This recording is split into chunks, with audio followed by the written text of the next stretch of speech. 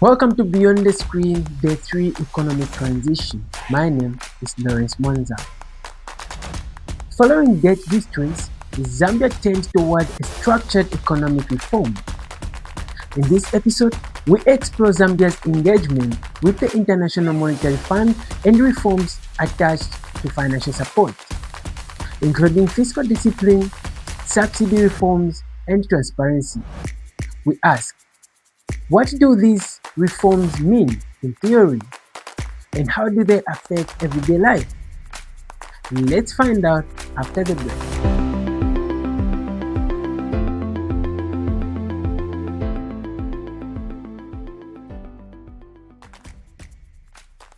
Welcome back. In the last episode, we discussed how borrowing and rising debt pushed Zambia into difficult position, eventually leading to default. Today's episode focuses on what came next, the moment Zambia had to make tough decisions. This is where the International Monetary Fund, commonly known as IMF, enters the story. Enjoy the ride. The IMF is an international financial institution that supports countries facing economic instability. However, IMF support does not come as free money. It comes with conditions, reforms meant to stabilize the economy and prevent future crises. For Zambia, engaging with the IMF was not a sign of failure, but a recognition that the economy needed structure and discipline. By 2021, Zambia had very limited options. The country had defaulted on debt, confidence was low, and access to international markets was restricted.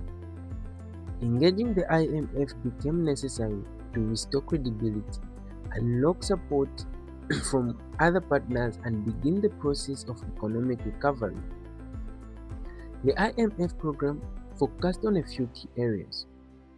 First, fiscal discipline, meaning the government had to control spending and reduce unnecessary deficits.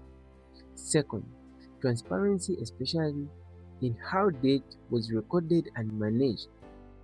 Third, reforms to subsidies and state-owned enterprise to reduce pressure on public finances.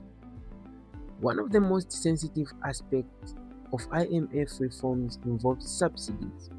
Subsidies help keep prices low, but they are expensive to maintain. In Zambia's case, fuel and energy subsidies were placing a heavy burden on government finances. Reforming subsidies was painful, but it was aimed at making spending more sustainable in the long term. These reforms were not easy for citizens. Higher fuel prices, cost of living pressures affected households, especially students and low-income families. This is why IMF programs are often controversial, because the benefits are long-term, while the pain is immediate.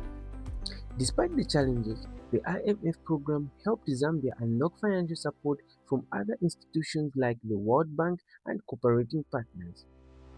This support was critical for stabilizing the economy, funding social programs, and rebuilding confidence. Without IMF engagement, debt restructuring and broader recovery would have been much harder. At this point, it's important to understand that IMF programs are tools, not solutions on their own. Success depends on how well reforms are implemented and whether growth becomes inclusive. The IMF program marked a turning point in Zambia's economic journey. It opened the door to debt restructuring and international support, but it also required discipline and sacrifice. In the next episode, we will look at debt restructuring itself and how it works. This is Beyond the Screen Economic Transition. Thank you for watching.